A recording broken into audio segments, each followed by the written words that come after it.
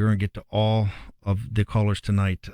We are now honored to be joined by, I think, one of the declared winners of the Thursday night first debate, and that would be Carly Fiorina. Carly is out on the hustings. Carly, I had a chance to go into a store in the heartland of this country, one of the areas where the real people live, and I heard somebody at a counter say, Carly won the earlier debate, but I think she also won the second debate. And there were a lot of people in the store that started laughing and nodding their heads. What do you think it was about your debate performance that's kind of galvanized people to say, hey, I don't know much about her, but I'm going to give it a hard look? Well, thank you, first of all, for having me tonight, and great to be with you. It's interesting that you say that, and obviously I'm very encouraged. There was a poll this morning on Meet the Press, not that that's a scientific poll by any manner of means, but the question was, who won the 9 p.m. debate? And I was number one. So I think... By the way, I think it's a huge deal, and I don't think it is an unscientific poll. I know so many people have said, hey, after that fracas that took place at 9, the questions, I think, were more precise in the earlier debate.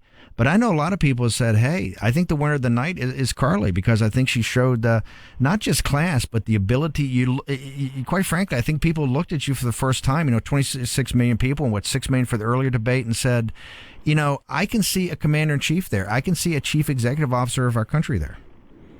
Well, thank you. I very much hope so. That's certainly the reaction and the response that I've gotten since I've been out after that debate. And I think, honestly, people are tired of how politics sounds, and they're tired of how politics is conducted. I think people are sort of sick of the sanitized sound bites. They're sick of the bumper sticker rhetoric. But most importantly, they're sick of stuff not really getting done. It's not changing. A lot of people worked really hard to elect a historic majority in the House and a Republican majority in the Senate, and yet people feel like it's not really changing. If you look at the cost of government, the bloat of government, the ineptitude of government, it's actually been getting worse and worse and worse for 50 years. I mean, yes, it's gotten much worse under Obama, but it got worse before Obama as well. I think whatever your issue, whatever your cause, whatever festering problem you hope would be resolved, a lot of people think the political class has failed them. I agree. That's why I'm running for president. I think we need to have an honest conversation in this country about what needs to get done, and then citizens and the leader of this country need to together get it done. And part of that means actually challenging the status quo in Washington, D.C., and using those conservative principles and values that we know work better to lift everyone up, regardless of who they are or what their circumstances. If people see you or starting to see you now as one of these contenders that come from outside the permanent political class, on Breitbart last month, I think we did 20 million uniques, over 90 million page views, but what really was monumental, we did over 2 million comments. And I can tell you from the comments is that people, and on here on Sirius XM, on the Patriot Channel, and on Breitbart, what people are seeing is that I work so hard, we give some money, we go out and work, and we have these monumental victories in 2014, and we take, because they've told us we got to control the House and the Senate, and we control both, and yet 6 months later, or 9 months later, President Obama leaves for Martha's Vineyard after being completely defeated in November 2014, and all these politicians saying, hey, all we got to do is stop him, being his program totally defeated. 8 or 9 months later, he's leaving for a 17-day vacation, and he's king of the known world. He has accomplished everything he's wanted to do in a lame duck thing, and people are just sitting there going so frustrated, go, what are we to do?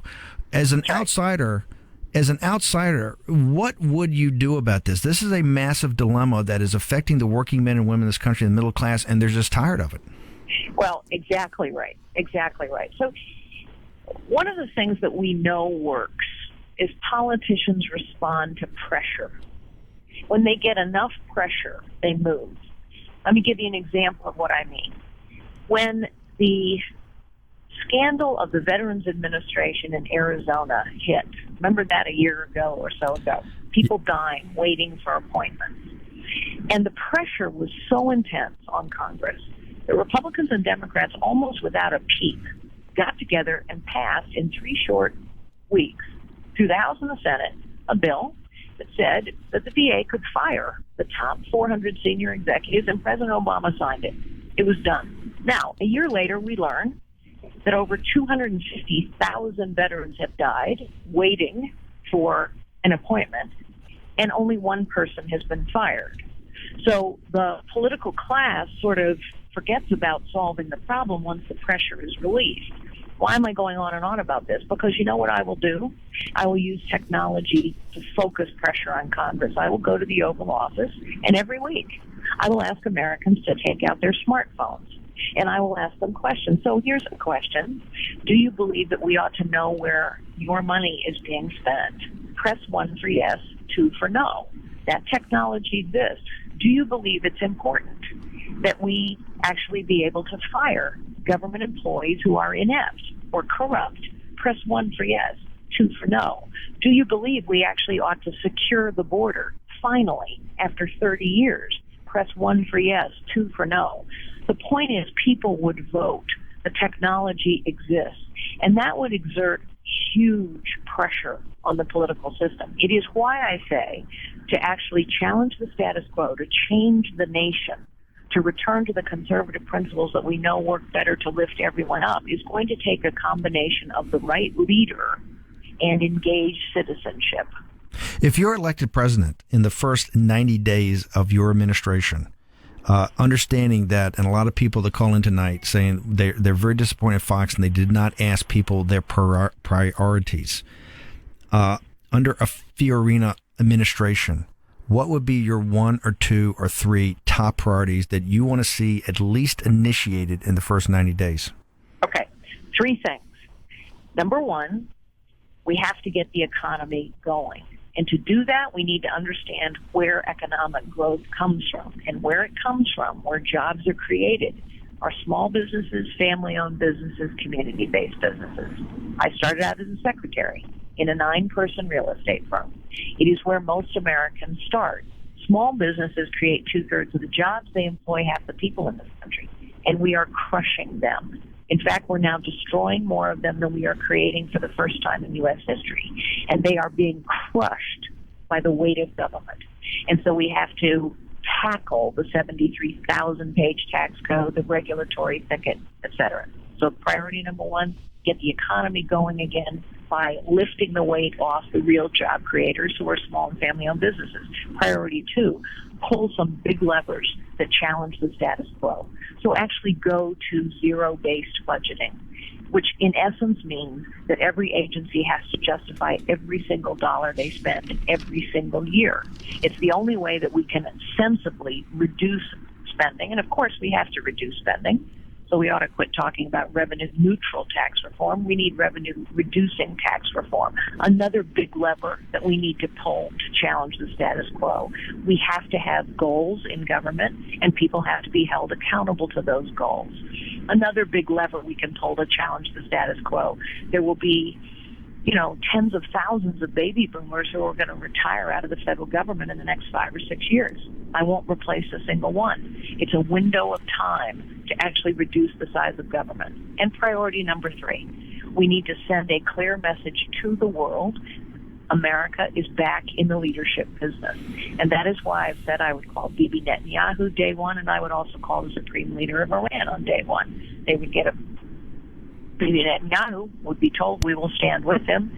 The supreme leader of Iran is going to be told, until you open every nuclear and military facility to anytime, anywhere inspections for real, the United States of America is going to make it as difficult as possible for you to move money around the global financial system. We can do that. We don't need anyone's help to do that. But those 2 phone calls will send a message that we will stand with our allies and confront our adversaries. Those are 3 priorities that must happen. Those signals, those motions, those movements need to happen in the first 90 days.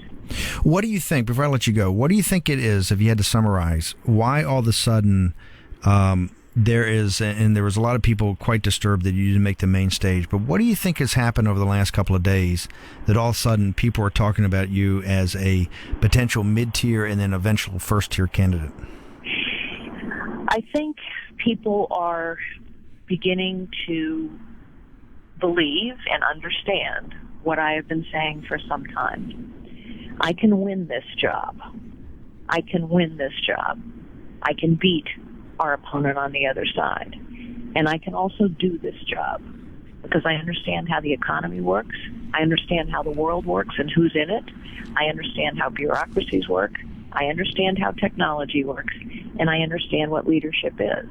And all of those things are required to do the job. And we also have to win the job. And I think people understand I am a fighter, and I will throw the punches.